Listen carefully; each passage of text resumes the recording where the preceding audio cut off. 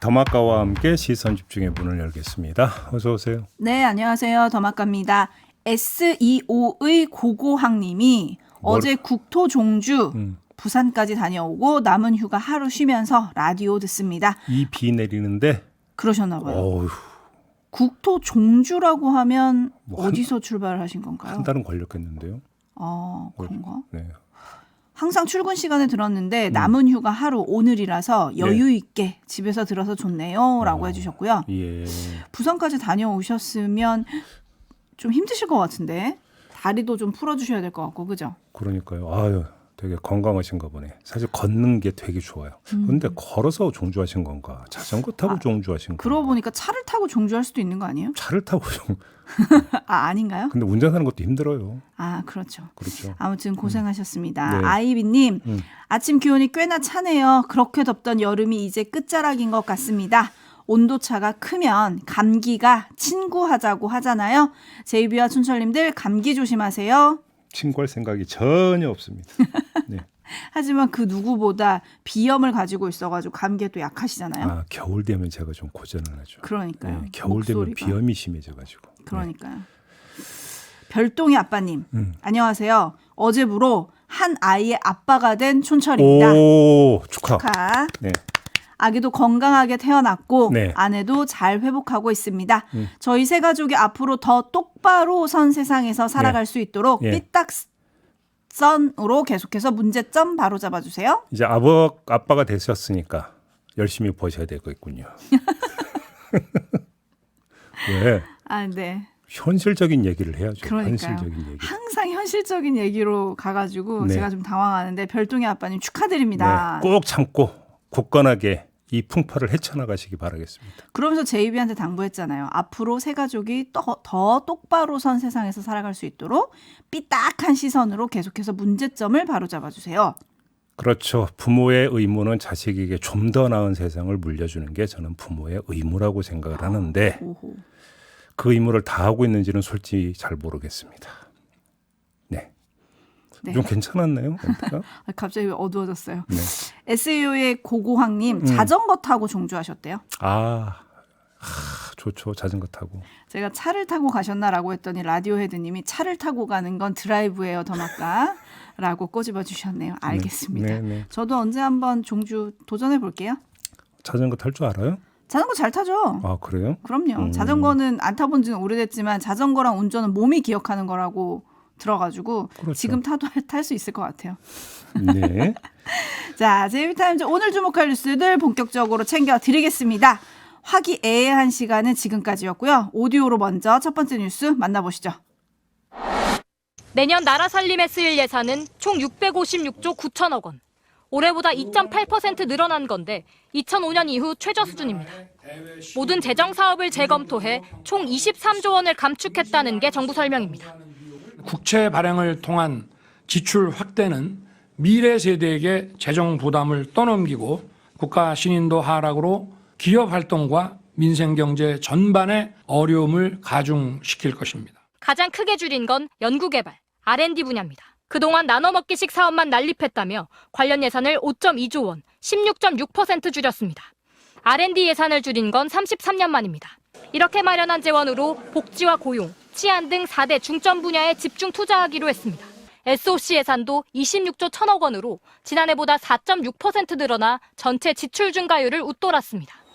알뜰 교통카드를 대체할 K패스, 수도권 GTX와 가덕도 신공항 사업 예산과 함께 서울 양평고속도로 건설 예산 123억 원도 포함됐습니다. 긴축기조 속에 각종 지역 건설 예산을 늘린 게 총선 때문 아니냐는 지적도 나왔습니다.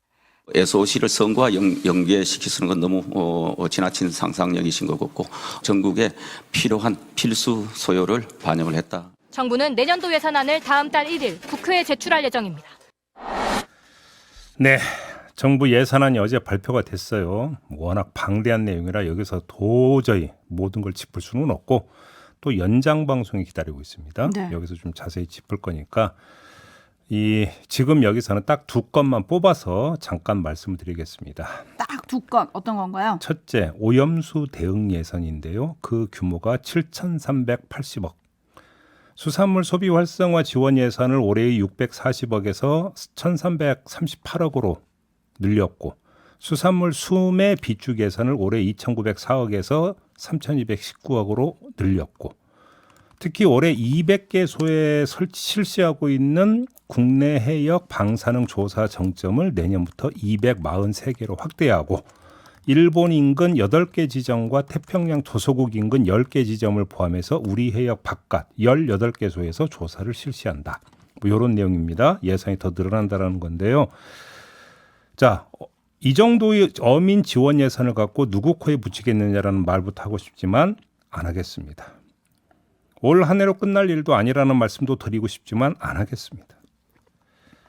일본이 오염수 방류를 하지 않았으면 아낄 수 있는 예산이었다는 얘기도 안 하겠습니다. 대신 딱 하나만 말씀드리겠는데 그만큼의 반대 급부를 일본 쪽으로부터 얻어낼 수 있는지에 대해서 정말 물어보고 싶습니다. 정부가 답해야 된다고 생각합니다. 우리의 이익은 무엇이냐? 그렇죠. 국민의 혈세가 들어가는 거 아니겠습니까? 네. 두 번째, 서울 양평 고속도로 예산으로 123억이 책정이 됐더라고요. 원희룡 국토부 장관이 백지화를 선언했던 사업인데 여기에 예산을 배정을 한 겁니다. 국토부는 이 예산의 용도가 일단 조사 설계비다 이렇게 밝혔는데 의혹이 해소돼야 설계를 하든 말든 할 거 아니겠습니까? 어차피 국회 심의 과정에서 깎일 수도 있으니까 일단 편성해놨다고 하면 할 말이 없긴 합니다만 예산 집행 조건을 국토부가 만들 수 있는지 이것도 국토부가 답을 내놔야 되는 거겠죠. 원희룡 장관이 엊그제 정쟁이 해소되면이라는 조건을 그러니까 말했던데 그 정쟁을 해소하기 위한 국토부 그리고 국토부 장관의 노력은 뭡니까? 제가 물어보고 싶은 게 이거거든요. 그냥 정쟁 해소의 주체가 그냥 오로지 야당이다 이렇게 생각하고 있는 겁니까? 그래서 정쟁 해소의 의무를 야당에만 넘길 요량이라면 123억은 쓸모없게 될 게 거의 자명할 것이다. 왜? 정쟁이 해소가 안 될 것이고 정쟁 해소가 안 되면 백지화 선언은 계속 유지가 돼야 되는 거 아니겠습니까? 국토부 입장에서는 원희룡 장관 입장에서는 그러면 예산 집행이 될 수 없는 거 아니겠습니까? 이 말씀을 다시 드립니다. 환기 차원에서 드리는 말씀입니다. 네. 지금 제이비 딱 2개를 꼽아 주셨는데 내년도 예산이 지금 발표가 됐고 근데 문제는 이제 내년도 수입이 올해보다 13조나 줄어든다는 거잖아요. 그래서 역대급 짠돌이가 됐다. 뭐 이런 얘기가 나오는데요. 관련해서 대통령은 건전 재정을 또 한 번 강조를 했습니다. 잠깐 들어보시죠. 우리 정부는 전 정부가 푹 빠졌던 재정 만능주의를 단호하게 배격하고 건전 재정 기조로 확실하게 전환했습니다. 그 결과 치솟기만 하던 국가 채무 증가세가 급격하게 둔화되었습니다. 주요 국제 신용 평가사들이 우리나라의 대외 신인도를 긍정적으로 평가하고 있습니다. 그 이유는 우리의 건전 재정 때문입니다. 대외 신인도를 지키고 물가 안정을 확고히 하기 위해서는 건전 재정 기조를 착실히 이어나가야 합니다. 네, 전 정부가 푹 빠졌던 재정 만능주의를 단호히 배격하고 그러면서 건전 재정 기조를 착실히 이어나가겠다. 이 말씀 어떻게 들어야 될까요? 저는 그 전에 전 정부가 푹 빠졌던 재정 만능주의 이 비판에 대해서 한 말씀 드리고 싶은데요. 그래서 재정 갖고 유흥비로 썼습니까? 네? 아니 코로나 국면이 있었잖아요. 코로나 국면에서 재정을 풀어가지고 손실보상제 얘기했던 거 기억하시죠? 그래서 어떤 소상공인 자영업자들 지원해 준 거잖아요. 상당 부분이 그거잖아요. 그때 국민의힘도 손실보상제 동의했어요. 그리고 오히려 목소리 더 냈어요. 그다음에 두 번째, 국민들한테 지원금 준 거 있어요. 기억하시죠? 그러면 그게 이른바 어떤 그 현금 뿌린 어떤 포퓰리즘 이런 얘기를 하던데 그때 그 국민의힘의 전신인 자유한국당 황교안 대표가 뭐라고 했습니까? 야당보다 따블 불렀어요. 따블. 기억하십니까? 그러면 그거는 어떻게 설명할 거냐라는 거예요. 제 얘기는. 그죠? 전 정부로 그러니까 주체를 국한시켜서 이야기할 수 있는 성질의 문제냐라는 말씀을 드리는 거고요. 두 번째, 그 용도가 무엇인지를 봐야 되는 거 아니냐.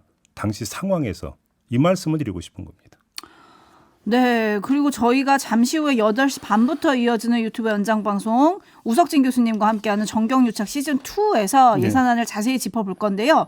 거기서 좀 짚어주셔야 될 내용들을 촌철님들이 좀 제안을 하고 계십니다. 네. 예를 들어서 정철우님, 저도 내년 R&D 국제과제 연구비가 4.5천만 원이나 깎였어요. 참여 연구원을 줄여야 하나 에휴라고 해주셨는데 4.5천만 원이 아니라 네. 4조 5천만 4억 5천이겠죠? 이게 맞나? 4조 5천억이겠지. 본인께 깎이셨다는 본인께. 얘기인 것 같아요. 네. 그래서 아직 이건 뭐 액수는 확인해봐야 될 것 같지만 R&D가 깎인 거에 대해서 정경수님이 R&D 예산을 줄인다? R&D는 미래의 먹거리 아닌가요? 그걸 줄여도 될까요? 라는 질문 들어왔거든요. 이거 조금 전에 우석진 교수님한테 여쭤보면 좋을 것 같고. 윤석열 대통령 미래 세대 얘기했잖아요. 네. 그리고 온집님은 긴축 재정이 가계부채를 늘리는 거 아닙니까? 라고 물어주셨는데 이것도 좀 짚어주시면 좋을 것 같아요. 그러니까 이렇게 연결이 되는 건지. 재정의 역할을 축소하면 각자 도생의 어떤 폭은 넓어지는 거죠. 그런 네. 거 아니겠습니까? 아무튼 영혼의 경제학자 우석진 교수님의 답이 좀 궁금하고요. 네. JB타임즈 다음 주목할 뉴스 어떤 건가요? 어제 오후에 이런 보도가 나왔었습니다. 윤석열 대통령이 국무회의를 주재할 때 비공개 시간에 홍범도 장군 흉상 이전 문제를 거론을 했다. 그 내용이 무엇이었느냐? 홍범도 장군의 독립운동에 대한 평가는 인정받을 수 있겠지만 공산주의 활동 이력도 있다는 점을 지적을 하면서 명확한 대적관을 가지고 군 간부를 양성하는 곳이 육사니까 이 육사가 아닌 독립기념관 등 다른 적재적소에 이전하는 게 왜 잘못됐다고 하느냐. 이런 취지로 말을 했다라는 이런 보도였어요. 네. 하지만 대통령실 관계자는 윤석열 대통령은 오늘 국무회의를 포함해 지금까지 이 문제와 관련해 본인의 생각을 이야기한 적이 없다고 부인을 했습니다. 그러면서 한마디 더 했는데 이런 내용이었습니다. 대통령이 특정한 입장을 밝힌다면 그 논의에 영향을 줄 수 있다. 그 논의가 자연스럽게 가거나 합의를 도출할 수 있는 방향에서 조금 흔들릴 수 있기 때문에 대통령이 일부러 입장을 밝히지 않는 것이다. 이런 설명을 덧붙인 건데요. 하지만 제가 볼 때 이 발언은 부적절하다. 이렇게 생각을 합니다. 누구 발언이 부적절하단 말씀이세요? 대통령실 관계자의 발언이 부적절하다는 겁니다. 네. 첫째, 정말로 그 비공개 국무회의 시간에 윤석열 대통령이 이 말을 했는지 안 했는지는 확인할 방법이 없습니다. 대통령실 관계자가 아니라고 한다면 그것을 반증할 수 있는 어떤 루트가 있어야 되는데 루트가 현재로서는 없습니다. 다만 일부 조간은 오늘도 이런 내용을 보도했더라. 네, 이 점만 맞아요. 좀 전해드리겠고요. 그냥 그렇다고 치겠습니다.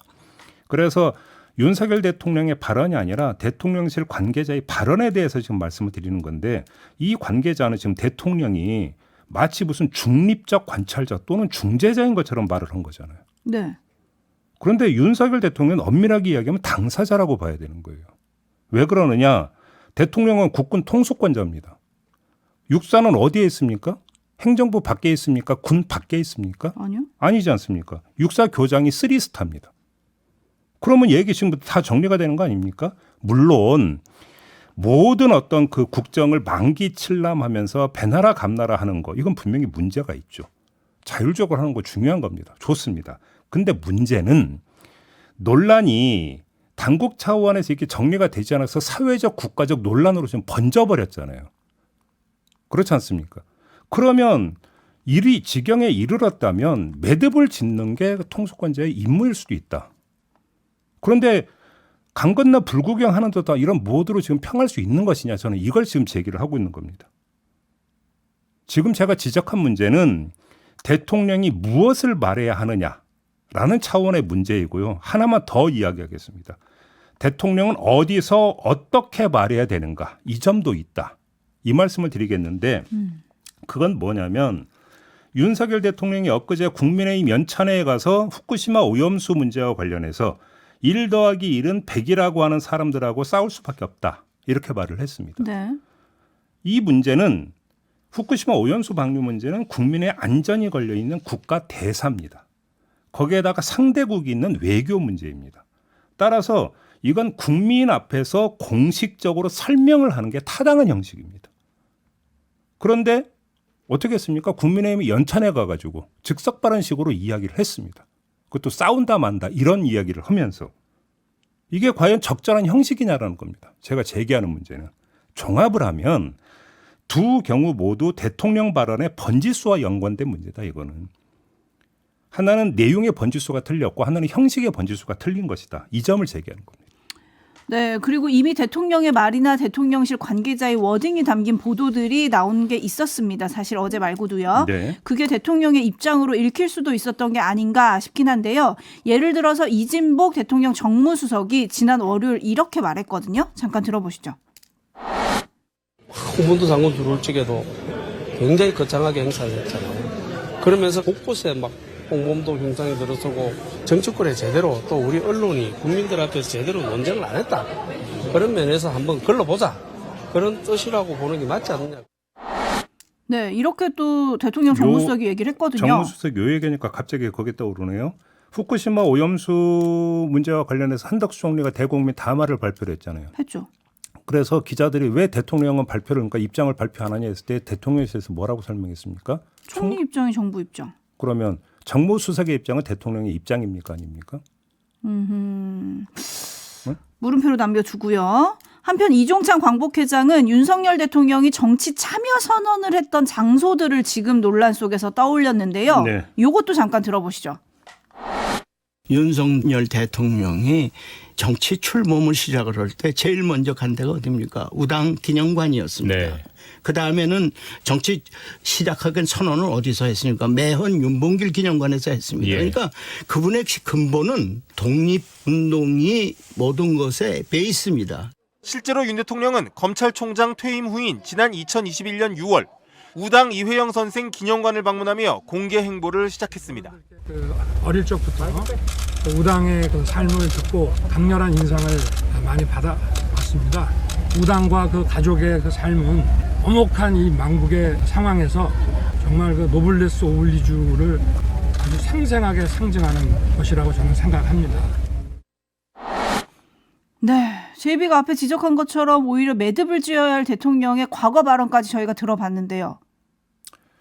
우당 유해영 선생 이야기했으니까 육사 교장에 설치된 5번의 흉상 가운데 홍범도 장군의 흉상만 이전하는 걸로 또 얘기가 이렇게 가고 있지 않습니까? 그렇게 가고 있죠 지금. 그래서 우리는 홍범도 장군의 흉상만 이관하려고 하는 건다. 이런 논리인가요 그러면? 네? 아무튼 대통령의 말이 듣고 싶은데요. 이런 면에서 지금 많은 촌철님들은 차라리 도어 스태핑이 부활했으면 좋겠다. 이런 의견을 또 보내주고 계시네요. 아무튼 어떻게 진행이 될지 살펴보도록 하겠습니다. JB타임즈 다음 주목할 뉴스 어떤 건가요? 이균영 대법원장 후보자가 어제 기자들 앞에서 이런 말을 했습니다. 들어보시죠. 지금 강제동원 관련해서 제3자 변제 공탁도 계속해서 거부되고 있고 대법에서도 현무원운용 판단 지연되고 있는데 여기에 대해서 생각이 있으신가요? 그 부분은 아직 제가 자세히 검토해보지 않았습니다. 제가 뭐 바쁘고 이래가지고 업무상 거기 문제가 되고 있다는 건 아닌데 한번 검토해보려고 진지하게 검토해보려고 생각하고 있습니다. 네, 며칠 전에 인사청문회에서 이게 쟁점이 될 거라고 제이비가 한 적이 있는데 첫 네. 발언이 나왔어요? 바빠서 제대로 검토를 못 해봤다고 얘기를 했잖아요. 이게 지금 말이 되는 얘기인가 싶은 생각이 드는데요. 왜 그러느냐? 두 가지 이유가 있는 거예요. 첫째, 제3자 대의변제라는 게 대법원의 판결을 비튼 겁니다. 대법원과 직결되는 문제예요. 대법원장 후보자가 이걸 안 들여다봤다. 이게 말이 되는 얘기입니까? 이게 첫 번째고 두 번째, 공탁, 불수리, 이의 신청, 기각 이 일련의 움직임이 계속 있었잖아요. 크게 뉴스가 됐잖아요. 근데 이균영 후보자는 뉴스도 안 봅니까? 바빠서 그러니까 제대로 그러니까 저기 못 봤다는 얘기입니까? 이렇게 볼 수는 없는 거겠죠. 그러니까 입장 난처하니까 지금 얘기 돌린 거 아니냐 이렇게밖에 좀 달리 해석할 수밖에 없는 거 아니겠습니까? 그래서 인사청문회에서 뭐라고 답할지가 저는 더 궁금한데요. 제가 볼 때는 어찌 본다면 답은 정해져 있을지도 모르겠다는 생각이 듭니다. 야당 의원이 물어보면 이렇게 대답을 하겠죠. 이 신청 기각 후에 항고가 이루어지면 그거는 지금 제가 이 자리에서 이거에 대한 입장을 밝히면 재판관의 독립된 판결에 영향을 줄 수 있기 때문에 말을 자제하도록 하겠습니다. 이렇게 나올 수도 있는 거 아니겠습니까? 그렇죠? 그게 답이 되나요? 모르겠습니다. 마무리하죠. 더마카 수고하셨습니다. 고맙습니다.